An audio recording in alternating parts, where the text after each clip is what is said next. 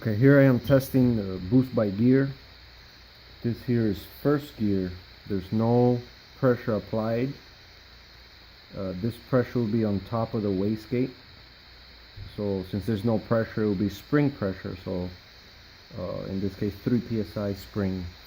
So now to activate, let's put second gear. Second gear gives me about 9 psi on average.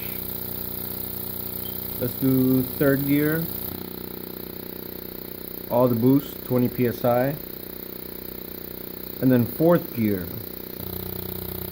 15 psi.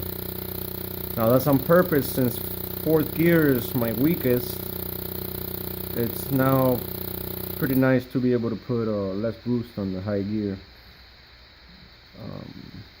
Let's do that again. So this is first gear, second gear, third gear,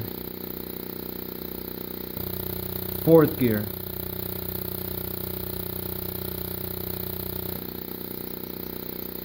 third gauge is a little messed up, so that's third gear again.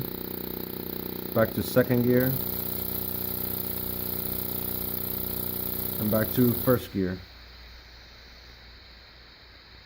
And it works.